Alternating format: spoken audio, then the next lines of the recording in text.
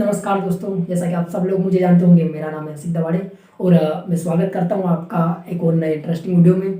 तो बने रहे इस वीडियो में। आज हम कुछ इंटरेस्टिंग सीखने वाले हैं। तो आज वो इंटरेस्टिंग क्या होने वाला है उस पर हम डिस्कशन करते हैं। तो दोस्तों, जो आज का वीडियो होने वाला है वो निफ्टी, बैंक निफ्टी, हम इनकी क्लोजिंग प्राइस पे बात करने वाले हैं कि क्लोजिंग प्राइस किस तरीके से हमें हेल्प कर सकता है अगले दिन ट्रेडिंग में।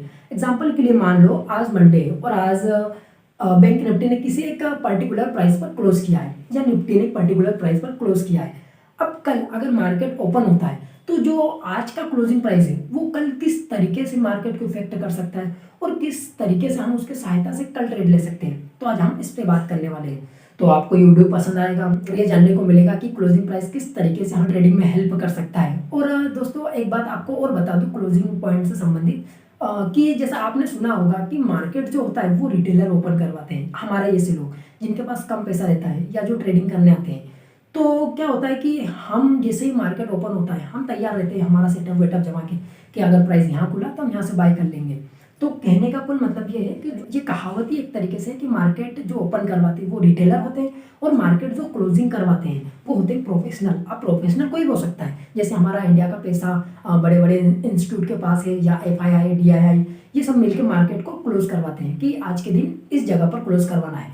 तो जो एक क्लोजिंग प्राइस होती है, ये जो पूरा का पूरा हमारा ग्लोबल मार्केट है, जैसे आप अमेरिका का मार्केट ले लो, चीन का मार्केट ले लो या जापान का, ये सभी के सभी मार्केट को ध्यान में रख के क्लोज करवाया जाता है बैंक निफ्टी को। तो हम ये कह सकते हैं कि जो क्लोजिंग प्राइस है बैंक निफ्टी का या निफ्टी का, वो कुछ ना कुछ तो इम्पोर्टेंस रखेगा अपने अपने एक जगह पर।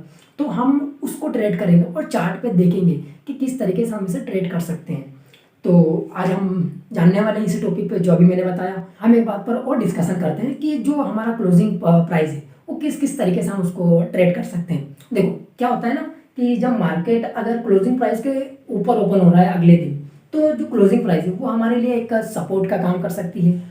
और उसके साथ साथ अगर हम देखें कि मार्केट अगर क्लोजिंग प्राइस के नीचे की ओर ओपन हो रहा है और अगर ऊपर जाना चाहेगा तो जो क्लोजिंग प्राइस है वो उसके लिए रेजिस्टेंस का काम करेगी।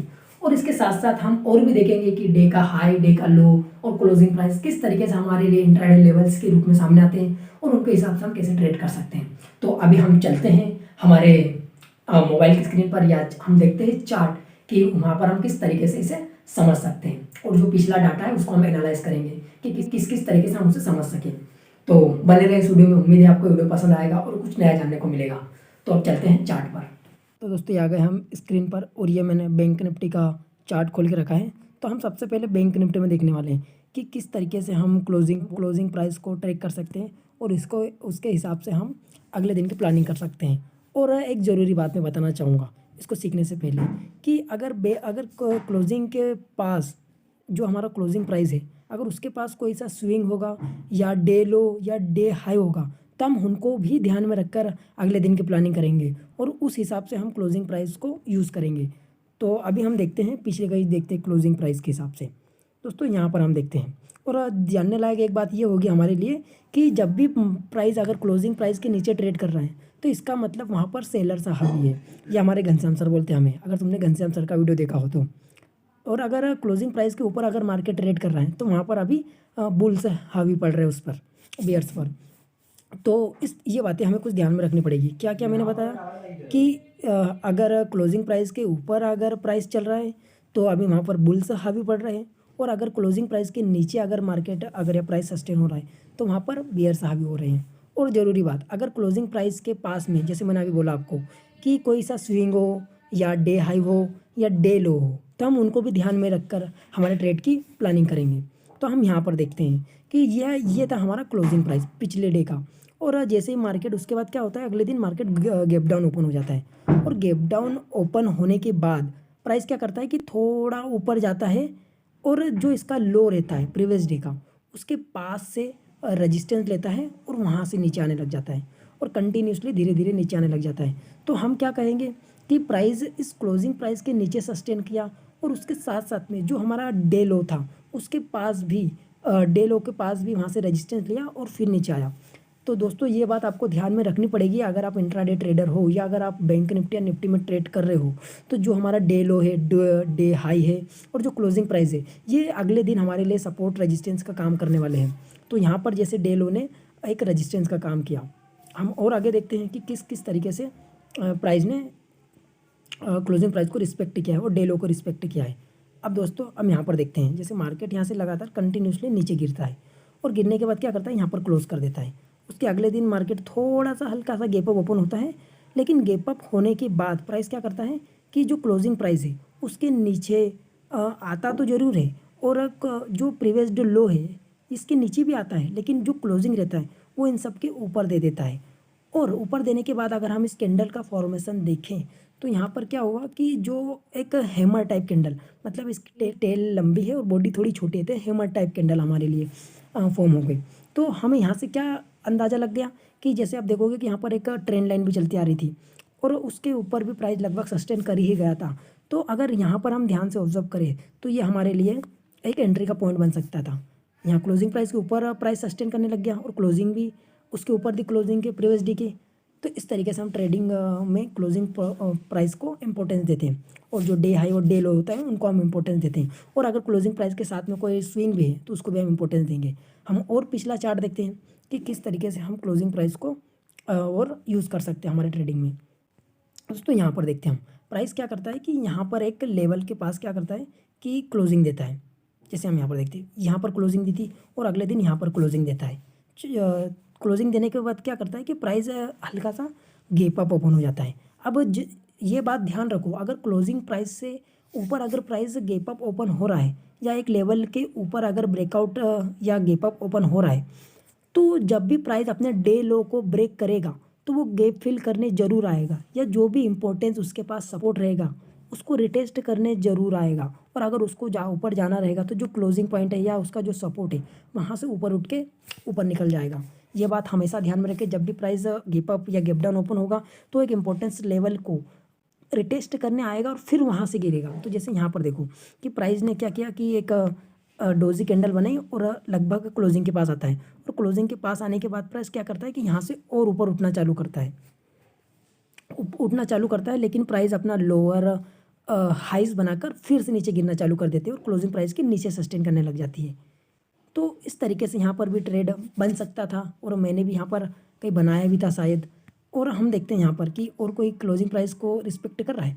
अब हम यहाँ पर देखते हैं, देखो यहाँ पर क्या हुआ कि प्राइस ने यहाँ पर क्लोजिंग दी और अगले दिन प्राइस गैप डाउन ओपन हुआ। गैप डाउन ओपन होने के बाद प्राइस क्या करता है कि अगर उसको जाना रहेगा, अगर गैप डाउन खुलने का मतलब क्या होता है कि थोड़ा बेयर्स हावी हो वहाँ पर, तो अगर इसको ऊपर जाना रहता है तो क्लोजिंग प्राइस के पास से रिजेक्ट होता है, लेकिन वो क्लोजिंग प्राइस के पास न जाकर बीच में कहीं रिजेक्ट होता है जहाँ उसका प्रीवियस स्विंग रहता है। यहाँ पर स्विंग देखो, ये स्विंग था, ये वाला स्विंग था, तो प्राइस यहाँ पर कंसोलिडेशन करता है।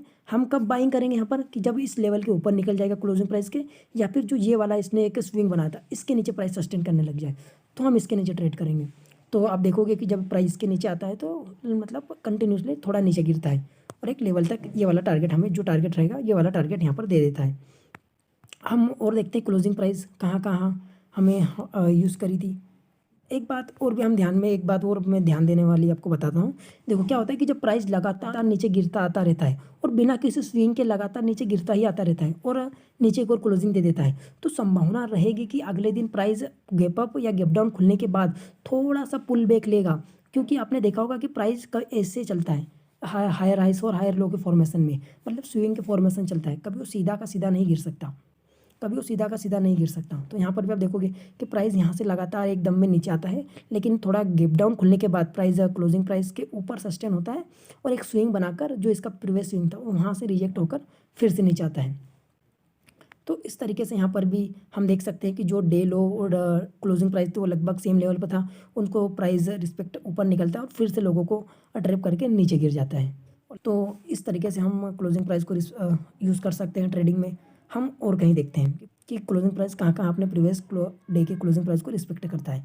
अब हम देखते हैं कि यहाँ पर एक रेजिस्टेंस था, ये वाला एक रेजिस्टेंस, और यहाँ पर क्लोजिंग प्राइस लगभग यहाँ पर थी, लेकिन अगर क्लोजिंग प्राइस और रेजिस्टेंस साथ में है तो हम रेजिस्टेंस को ज़्यादा वैल्यू देंगे। जैसे यहाँ पर देते हैं तो प्राइस का हल्का सा क्या होता है, गैप अप ओपन होता है और गैप अप होने के बाद मैंने क्या बोला कि प्राइस जब भी गैप अप होगा वो एक इम्पोर्टेंस लेवल को रिटेस्ट करने आएगा ही आएगा। जैसे यहाँ पर आया और यहाँ पर आने के बाद फिर से प्राइस अप ट्रेंड में चल जाता है या प्राइस ऊपर की ओर मूव कर देता है। तो यहाँ पर भी क्लोजिंग प्राइस या जो हमारा रेजिस्टेंस था उसको सपोर्ट किया और हम देखते हैं कि क्लोजिंग प्राइस को कहाँ कहाँ प्राइस रिस्पेक्ट करता है। जैसे यहाँ पर देखेंगे तो लगभग क्लोजिंग प्राइस के पास रेजिस्टेंस था, रेजिस्टेंस को रिस्पेक्ट करता है, प्राइस फिर से ऊपर निकलता है। अब हम यहाँ पर देखते हैं कि क्लोजिंग प्राइस यहाँ था और डे लो यहाँ पर था, तो प्राइस गैप डाउन खुलता है और डे लो को ना ब्रेक करते हुए प्राइस ऊपर को निकल जाता है और लगभग एक गैप फिल कर ही देता है यहाँ पर और अपना जो भी रेजिस्टेंस रहता है उसके पास चला जाता है। तो यहाँ पर भी हम देख सकते हैं कि जो मैंने बात वही आपको बता रहा हूँ कि प्रीवियस डे का लो, प्रीवियस डे का हाई और क्लोजिंग, ये आपको इंट्राडे लेवल्स आपके लिए बहुत अच्छे लेवल है। अगर आप इन पर ट्रेड करते हो तो आपको बहुत कम संभावना रहेगी कि आप ट्रैप होंगे और आपकी ट्रेड लगभग अच्छी निकलेगी। और ये बात मैंने घनश्याम सर से सीखी है। मैं आपको बार बार बोल रहा हूँ कि अगर आपने घनश्याम सर का चैनल नहीं देखा है तो आप एक बार चेकआउट कर लीजिए, क्योंकि उनके चैनल से आपको जो सीखने को मिलेगा मुझे नहीं लगता आपको और कुछ सीखने को मिलेगा। तो इस तरीके से हम क्लोजिंग पॉइंट को, इस तरीके से हम क्लोजिंग प्राइस को ट्रैक कर सकते हैं और हमने अगले दिन की प्लानिंग कर सकते हैं। जैसे यहाँ पर क्लोजिंग प्राइस थी, अगर प्राइस गैप अप खुल रहा है तो ज़रूरी है कि यहाँ तक आएगा ही आएगा एक बार, और अब अधिकतर आता ही है, बहुत कम ऐसा संभावना रहती है कि प्राइस ऊपर का ऊपर निकल जाता है, लेकिन इंपॉर्टेंस लेवल को रिटेस्ट करने आता है। जैसे यहाँ पर इसको टेस्ट करता है, प्राइस एक अप मूव देता है और फिर से नीचे गिरता है, फिर से नीचे गिर रहा है वो बात अलग है, लेकिन क्लोजिंग प्राइस को रिस्पेक्ट करेगा ही करेगा। और जो डे हाई और डे लो है उनको भी रिस्पेक्ट करेगा मार्केट, जो प्रीवियस डे के लो, डे हाई, डे लो और क्लोजिंग पॉइंट रहता है उनको। तो दोस्तों इस तरीके से हम क्लोजिंग प्राइस को, डे हाई और डे लो को अगले दिन के लिए यूज़ कर सकते हैं। तो उम्मीद है आपको वीडियो पसंद आया होगा, और अगर वीडियो पसंद आया तो वीडियो को लाइक करें, और अगर आप नए हैं इस चैनल पर तो चैनल को सब्सक्राइब करें। वीडियो देखने के लिए धन्यवाद दोस्तों।